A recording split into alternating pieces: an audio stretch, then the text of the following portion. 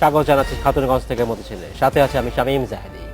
আগামী 25শে এপ্রিল থেকে 2রা মে পর্যন্ত দেশের সকল শহরাঞ্চলে তৃতীয়বারের মতো বস্তি শুমারি শুরু হতে যাচ্ছে। এবং এই শুমারিতে আজ আমাদের আলোচনার বিষয় হবে এই শুমারি নিয়েই, এবং এটা নিয়ে আলোচনা করতে আমার সাথে স্টুডিওতে রয়েছেন আমাদের সাথে পরিসংখ্যান ও তথ্য ব্যবস্থাপনা বিভাগের সচিব নজিবুর রহমান। তবে মূল আলোচনা যাবার আগে দেখে নেব একটি প্রতিবেদন। 25 এপ্রিল থেকে দেশের সকল শহরাঞ্চলে তৃতীয় বস্তি শুমারি ও ভাসমান লোক গণনা শুরু হবে। এই শুমারি 25 এপ্রিল থেকে শুরু হয়ে চলবে 2রা মে পর্যন্ত। এবছরের বস্তি শুমারি ও ভাসমান লোক গণনা জরিপে বস্তিবাসীর শিক্ষা, চিকিৎসা, কর্মসংস্থান, আবাসন ও সুপেয় পানি সরবরাহ এবং নিরাপত্তার বিষয়গুলোকে গুরুত্ব দেওয়া হয়েছে।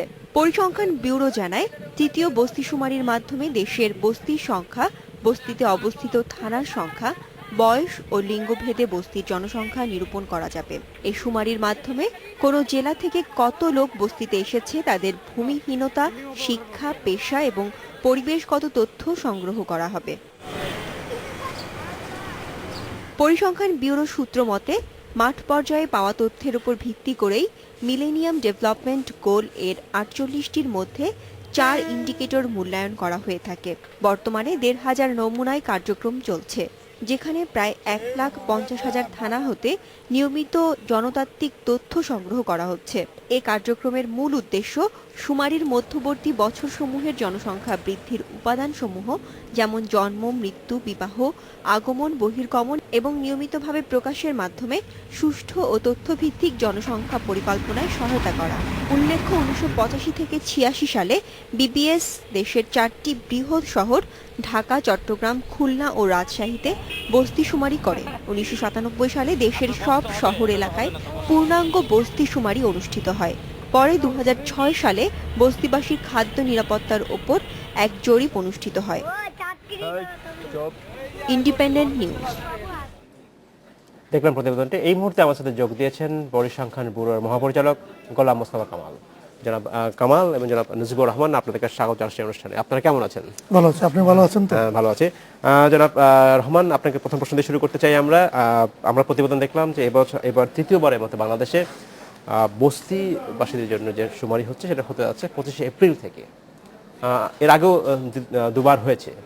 এবার যে হচ্ছে এটার সাথে আমি জানতে চাচ্ছি যে গত দুবারের গুণগত কি পার্থক্য, কি নতুন মাত্রা থাকছে এবারের শুমারিতে? ধন্যবাদ আপনাকে এবং দর্শকদেরকে নববর্ষের শুভেচ্ছা জানাচ্ছি। আচ্ছা, আপনি ঠিকই বলেছেন, এবার আমরা তৃতীয় পূর্ণাঙ্গ বস্তি শুমারি এবং ভাসমান লোক গণনা করছি। ইতিপূর্বে 1985-86 সনে দু পর্বে এই শুমারি হয়েছিল এবং 97 সনে প্রথম পূর্ণাঙ্গ শুমারি হয়েছিল। ওই দুটো শুমারির সাথে এবারের পার্থক্য হচ্ছে যে এবার আমাদের সংস্থা বিবিএস, বাংলাদেশ পরিসংখ্যান ব্যুরো, একটা আইনগত কাঠামোর মধ্যে কাজ করছে। ওই সময় কোনো পরিসংখ্যান আইন ছিল না এবং পরিসংখ্যান আইন বাস্তবায়নের জন্য কোনো পরিসংখ্যান উন্নয়ন কৌশলপত্র ছিল না। ইতিমধ্যে সরকার একটা আইনগত কাঠামো তৈরি করেছেন। সুতরাং এই আইনগত কাঠামোতে এই শুমারির মান কীরকম হবে সে বিষয়ে কিছু নির্দেশনা দেয়া আছে।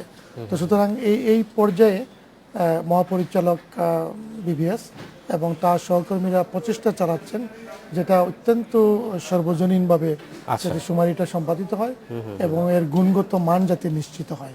এবং এই জন্য আমরা বিভিন্ন পর্যায়ে বিভিন্ন ব্যবস্থাপনা কমিটি করে দিয়েছি, সিটি কর্পোরেশন, বিভাগীয় পর্যায়ে, জেলা প্রশাসন এবং উপজেলা পর্যন্ত। ধন্যবাদ জনাব রহমান। আমি আপনাকে ফিরে আসবো। জনাব কামাল, এই যে শুমারি হচ্ছে, ভাসমান লোকদের নিয়ে যে শুমারি হচ্ছে, এমনি আমাদের দেশে যে কোনো গণনাতে তার কোয়ালিটি নিয়ে প্রশ্ন থাকে। এক্ষেত্রে কি চ্যালেঞ্জটা আরও বেশি নয় কিনা, যেহেতু ভাসমান লোকদের নিয়ে এই ডাটা করতে হচ্ছে আপনাকে? এক্ষেত্রে এর গুণগত মান বজায় রাখার ক্ষেত্রে আপনারা কি ধরনের ব্যবস্থা নিচ্ছেন? ধন্যবাদ আপনাকে। আসলে ভাসমান লোক গণনা করাটা একটু কষ্ট করি, এবং এটা নির্ভর করে যে আমরা যে সংজ্ঞা নির্ধারণ করেছি সেই সংজ্ঞা অনুযায়ী আমরা জনগণকে গণনা করতে পারছি কিনা। আচ্ছা, কারণ একটা ভুল ধারণা আসতে পারে যে ভাসমান গণনা মানে যিনি যেখানে অবস্থান করছে তাকে গণে ফেলা ওই রাত্রে, যেখানে বস্তিত ইসে থাকলো, প্ল্যাটফর্মে থাকলো, রাস্তার কিনারে থাকলো বা মাঠের মধ্যে থাকলো, তাদেরকে গণে ফেলা। আসলে ভাসমান এই জনসংখ্যার যে সংজ্ঞাটা হলো সেটা হলো যিনি যার আসলে যে আপরুটেড হয়ে গেছে, যার কোথাও কোনো রুট নেই, তার রুট বলতে ওই জায়গাটুকু, ওখানেই উনি এই সংজ্ঞা অনুযায়ী আপনি আমরা যদি ঢাকা শহরে বলি কাদেরকে আপনি এই গণনায় আওতায় নিয়ে আসবেন? আমরা যেমন আনবো যাদেরকে ওখানে স্থায়ীভাবে বসবাস করছেন। অনেকে আছেন ঢাকায় প্রতিদিন আসেন, হয়তো 2 দিন কাজ করেন, আবার তার একটা রুট আছে গ্রামে, উনি ওখানে ফিরে যান, আবার চলে ভাসমান লোকের সংখ্যা হবে উনি হবেন না। আবার অনেকে আছে ট্রেনে থাকেন, যেমন কেউ কেউ আছেন আমরা এমনও দেখেছি যে অন্য এলাকায় কাজ করেন, ওনারা ট্রেনের অপেক্ষায় থাকেন, ট্রেনের সুযোগ পেলে উঠে পড়েন, ওখানে গিয়ে কাজ করেন, আবার তার এলাকায় চলে যান, আবার হয়তো 2 দিন পরে আবার এখানে চলে আসেন। এরা কিন্তু আমাদের এই কাউন্টিং এর আওতায় আসবে না। মূলত স্থায়ীভাবে যারা ভাসমান তারা এই কাউন্টিং এর আওতায় আসবে। কাজে এটা বাস্তবায়নটা অত্যন্ত জটিল। এই জন্য আমরা যেটা করেছি, আমরা কিন্তু যেখানে কাজ করবেন ওনাকে আগে অবহিত করতে বলেছি, এবং থানা কর্তৃপক্ষকে আমরা অবহিত করতে বলেছি যে ওনারা ভাসমান লোক গণনা করতে যাবেন, যাতে কারোর মধ্যে কোনো ভুল ধারণা না থাকে যে ভাসমান গণনা। ধন্যবাদ জনাব কামাল, আমি আপনাকে ফিরে আসবো। জনাব রহমান, আমরা বলছিলাম যে উইদাউট রিলায়েবল ডাটা কোনোভাবেই কোনো যদি না থাকে সেক্ষেত্রে আমরা কোনো উন্নয়ন পরিকল্পনা হাতে নিতে পারবো না। এক্ষেত্রে আমরা চ্যালেঞ্জের কথা বলছি। এখানে আমি যেটা বলতে চাচ্ছি, সরকারি সংস্থাই গণনাও করছে এবং যাচাই বাছাইও সরকারি সংস্থাই করবে। আপনার কি মনে হয় এই জিনিসটা আমরা দীর্ঘদিন থেকে করে আসছি, এর বাইরে কি আমরা চিন্তা করতে পারি, আমরা কোনো থার্ড পার্টিকে ভেরিফিকেশন করতে পারি, যে সেক্ষেত্রে কি আমরা আমাদের যে ডাটাটা পাচ্ছি, যে গণনা হচ্ছে, সেটার ক্ষেত্রে আমরা নির্ভুল আরও তো বেশি পেতে পারি? বিষয়টা খুবই গুরুত্বপূর্ণ, এবং আমাদের এই পর্যায়ে যেহেতু আমি শুরুতে আইনের প্রসঙ্গ নিয়ে আসলাম, আমরা আইনগতভাবে আমরা এখন জবাবদিহি করতে বাধ্য, এই জন্য গুণগত মানটা খুবই গুরুত্বপূর্ণ। তো আপনি যদি এই শুমারির প্রস্তুতি পর্যায়টা চিন্তা করেন, যে শুমারির প্রস্তুতি কিন্তু শুরু হয়েছে 2013 সন থেকে। আমরা যে প্রশ্নমালা তৈরি করেছি সেটা প্রি টেস্ট করা হয়েছে। শুধু তাই নয়, আমরা দুটো এলাকায়, কুমিল্লা এবং ঢাকা, দুটা বস্তিতে আমরা এটা পাইলটিং করেছি যাতে গুণগত মান নিশ্চিত হয়। এবং যে প্রশ্নমালা তৈরি হয়েছে এটার জন্য কিন্তু বিবিএস এর মহাপরিচালক মহোদয়কে একটা কারিগরি বিশেষজ্ঞ টিম পরামর্শ দিচ্ছেন। তারা বেশিরভাগই হচ্ছেন বিবিএস এর বাইরের বিভিন্ন পরিসংখ্যান বিষয়ে অভিজ্ঞ এবং গবেষক এবং অন্যান্য সংস্থার প্রতিনিধি। সুতরাং এখানে এই প্রস্তুতি প্রক্রিয়ায়ও আমরা সরকারের বাইরে থেকেও যারা বিদগ্ধ ব্যক্তি, যারা বিশেষজ্ঞ, তাদের নিয়ে এসেছি।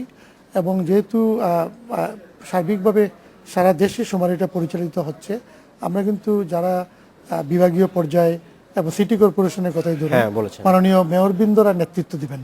সুতরাং তারা কিন্তু বিবিএস এর কেউ নন।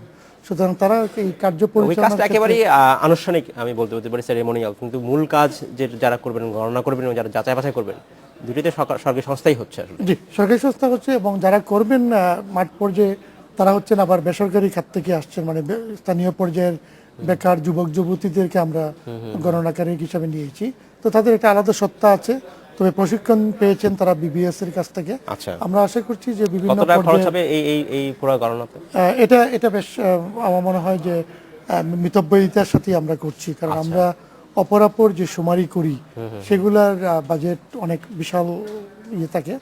এখানে আমরা বিবিএস কে খুব বেশি অর্থ দিইনি, আমরা একটা সামান্য অর্থের মধ্যেই এই কাজটা আমরা করছি। আমার মনে হয় মহাপরিচালক বাজেট সম্পর্কে বিস্তারিত ব্যাখ্যা করতে পারেন পরবর্তীতে। বলবেন ডক্টর জনাব কামাল, যে কি অবস্থা, আমরা আগে গত বছর যা করেছি, গতবার যা করেছি তার চেয়ে এবার কি খরচ বেশি পড়ছে কিনা, বা এর ব্যাপ্তিটা আরো বেশি কিনা আরো এবারে?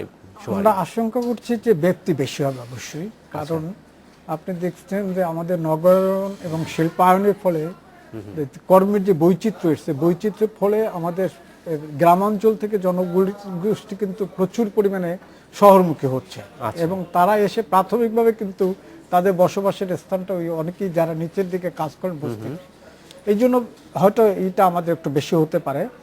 কিন্তু কোয়ালিটেটিভলি আসলে হিসেব বস্তির অনেক পরিবর্তন। আর যদি আপনি আর্থিক বিষয় বলেন, আমাদের এটা ব্যয় হবে 9.32 লক্ষ টাকা একটা বাজেট আছে। আচ্ছা আচ্ছা, এই বাজেটে কিন্তু আসলে আমাদের যদি আমরা অন্যান্য শুমারির সাথে তুলনা করি খুবই কম। সেক্ষেত্রে কি আবার কোয়ালিটিতে ব্যাঘাত হবে না তো? না, কারণ অন্যান্য সেন্সাসের যে ব্যক্তি হেড কাউন্টিং, এখানে হেড কাউন্টিং হচ্ছে না, কাজে সেই হিসেবে এটা পরিধিটা কম, খরচও কম হবে, কিন্তু এটার গুণগত মানটা এবং বস্তিবাসীদেরকে ক্যাপচার করাটার জন্য আমাদের সেটা এটার আওতায় থাকবে। জনাব কামাল, আপনাকে ধন্যবাদ। সময় হলো একটি বিরতিতে যাবার, ফিরছি শীঘ্রই, সাথেই থাকবেন।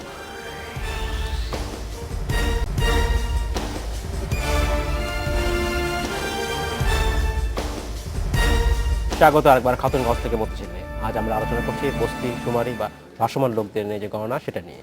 এই নিয়ে আলোচনা করতে আমার সাথে স্টুডিওতে রয়েছেন পরিসংখ্যান ও তথ্য ব্যবস্থাপনা বিভাগের সচিব নজিবুর রহমান এবং পরিসংখ্যান ব্যুরোর মহাপরিচালক গোলাম মোস্তফা কামাল। জনাব কামাল এবং জনাব রহমান, আপনাদেরকে স্বাগত জানাচ্ছি আরেকবার।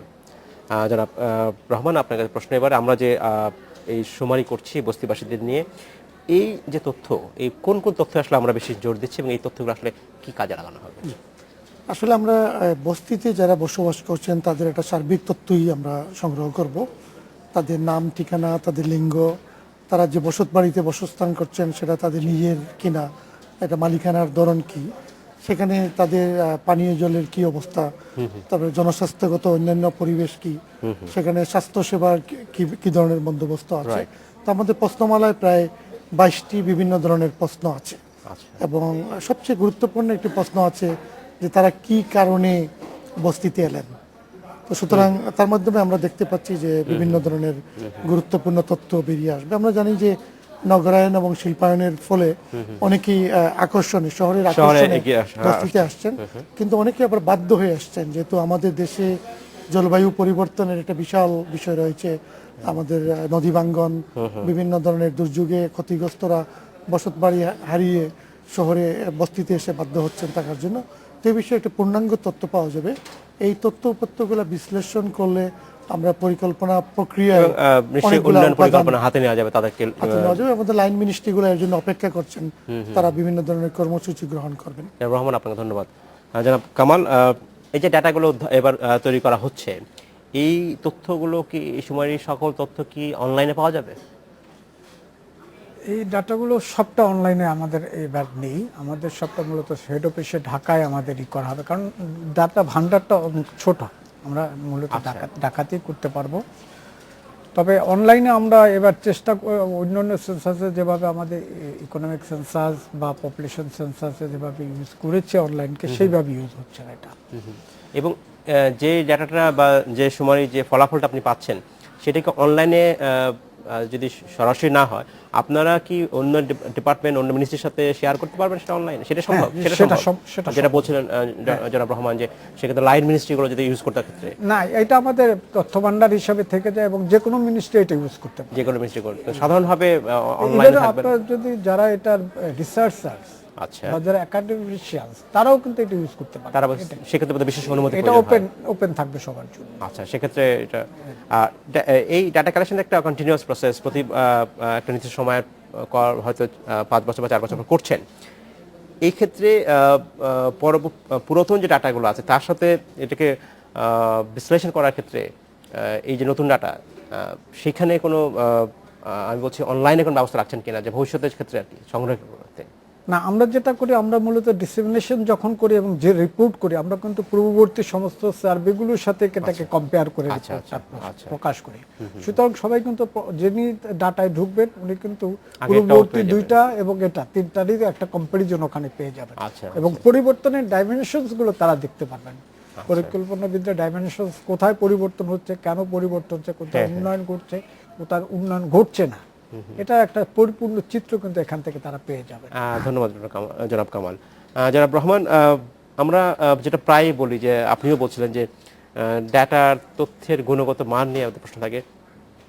এত কিছুর পরেও আমরা দেখি বিভিন্ন সময় শুমারি হয়ে থাকে। আমরা জানি যে একটা গ্রামেও এর আগে আদমশুমারি হয়েছে, পূর্ণাঙ্গ আদমশুমারি, সেখানে আমরা জানি যে গ্রামে থাকে মানুষ কতজন, কার কত আয় ইনকাম, সেটাও করেছে, অর্থনৈতিক শুমারিও হয়েছে। তারপরেও আমরা দেখি যখন এই যে গ্রামে আমাদের সোশ্যাল সেফটি নেটের আওতায় বিভিন্ন ভিজিএফ কার্ড দেওয়া হয়, তখন আমরা দেখি যে স্থানীয় প্রতিনিধির উপর নির্ভর করা হয়। যে সে সাধারণত কি হয়, ইউনিয়ন পরিষদের চেয়ারম্যান বা মেম্বার ওনারা একটা লিস্ট পাঠান। তাহলে কি এই যে তথ্যগুলো তৈরি হয়, এটার কি কোনো দাম নাই? এটা খুব গুরুত্বপূর্ণ বিষয় আপনি নিয়ে আসছেন। জবাবে বলবো যে তথ্যের অবশ্যই দাম আছে, এবং কেন তখন এটাকে প্রায়োরিটি না দিয়ে আমরা ওই ধরনের বিষয় যাই, তখন যে বিষয়টা আসে দুর্নীতির কথা আসে, তখন বিষয়টা আপনি চিহ্নিত করেছেন ঠিকই, আমরা নিজেরাও চিহ্নিত করেছি এবং এটাকে আমরা সুরাহা করার জন্যই কিন্তু এই উদ্যোগগুলো নেওয়া হচ্ছে। আমরা এই শুমারির পাশাপাশি আরেকটা প্রক্রিয়া করছি, যে বাংলাদেশে যত দরিদ্র জনগোষ্ঠী আছেন তার একটা সুনির্দিষ্ট তালিকা আমরা প্রস্তুত করছি, ডেটাবেস, যেটাকে আমরা ইংরেজিতে বাংলাদেশ পভার্টি ডেটাবেস বলছি। এখন আমরা স্থানীয় সরকারের মাধ্যমেই হয়তো এই ধরনের চিহ্নিত করবো, কিন্তু তারা একটা নীতিমালার ভিত্তিতে সেই কাজটা করতে বাধ্য থাকবেন, যাতে কোনো স্বজনপ্রীতি এবং দুর্নীতি বা অস্বচ্ছতার সুযোগ না থাকে। সরকার এই বিষয়ে খুবই সচেতন এবং আমার বিভাগ এই বিষয়ে কাজ করছে। এই শুমারির ফলাফল এবং আমাদের যে পভার্টি ডাটাবেস প্রস্তুত হয়ে গেলে আপনি সোশ্যাল সেফটি নেট বলেন, এবং এটাকে আমরা আরো উত্তরণের দিকে নিয়ে যাচ্ছি। আমরা এটাকে এখন সোশ্যাল প্রোটেকশন, সামাজিক সুরক্ষা হিসাবে আমরা দেখছি, এবং আগামীতে এই বিষয়টা যাতে ব্যবস্থাপনা সঠিক হয় সে বিষয়ে এই উপাত্তগুলো কাজ দিবে। এবং সার্বিকভাবে যেহেতু দেশে এখন ৭ম পঞ্চবার্ষিকী পরিকল্পনা প্রণয়নের কাজ শুরু হয়েছে, এই সময়ে এই শুমারিটাও খুব সময়োচিত, এবং আমাদের মাননীয় প্রধানমন্ত্রী, মাননীয় পরিকল্পনা মন্ত্রী সকলেই এর আগে শুমারির ফলাফলের জন্য এর আগে যে অর্থনৈতিক সময়টা হয়েছিল সেটার কি অবস্থা? সেটা কি এখন এই যে পুরো ডাটাবেজে এসছে, যোগ হয়েছে? সেটা এসছে। আমরা গত বছর 17ই নভেম্বর আমরা প্রাথমিক ফলাফল দিয়েছিলাম, এবং সেটা বিভিন্ন ধরনের প্রক্রিয়া হয়েছে, এডিটিং, কোডিং হয়ে আমরা চূড়ান্ত ফলাফলের দিকে যাচ্ছি। আপনার অবদান আমরা স্বীকার করছি, কারণ আপনার এই অনুষ্ঠানে অর্থনৈতিক শুমারি নিয়ে বেশ কিছু কাজ হয়েছিল। বাংলাদেশে অর্থনীতি যে অত্যন্ত গতিশীল সেটা এই শুমারিতে প্রণীত হয়েছে। আমরা দেখেছি যে 2001-2003-এর তুলনায় অর্থনীতি 118 গুণ বেশি প্রবৃদ্ধি। জনাব রহমান, আপনাকে ধন্যবাদ। জনাব কামাল, এই যে শুমারি হচ্ছে 25 তারিখ থেকে শুরু হতে যাচ্ছে, এই বিষয়ে আপনার কি কোনো যারা গণনাকারী আছেন, দেশের বিভিন্ন অঞ্চলে ছড়িয়ে আছেন, তাদের কিছু বলবার আছে কিনা? খুবই সংক্ষেপে, আমাদের সময় খুব কম।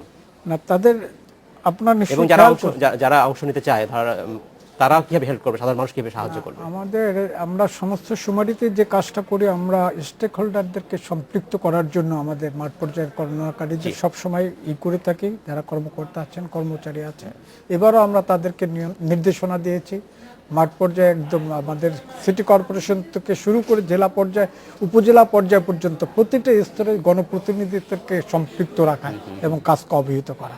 একই সাথে আমি তাদেরকেও আহ্বান জানাবো, আমাদের প্রতিনিধিরা তাদের কাছে অ্যাপ্রোচ করলে তারা যেন সহায়তা করেন, এবং আমি বস্তিবাসীদের প্রতি বিশেষ করে আহ্বান জানাবো, তারা যেন সঠিক তথ্যটা তাদের প্রয়োজনই এটা প্রয়োজন। জনাব গোলাম মোস্তফা কামাল, আপনাকে ধন্যবাদ। জনাব নজিবুর রহমান, আপনাকে অসংখ্য ধন্যবাদ এই অনুষ্ঠানে আসার জন্য। সময় স্বল্পতার জন্য আজকে আমাদেরকে এখানে শেষ করতে হচ্ছে, তবে আপনার সাথে আমাদের আবার কথা হবে। আপনাকেও ধন্যবাদ, দর্শকদের ধন্যবাদ। এই ছিল আজকের মতো খাতুনগঞ্জ থেকে মতো ছিল। আমাদের সাথেই থাকবেন, দেখা হবে আবার।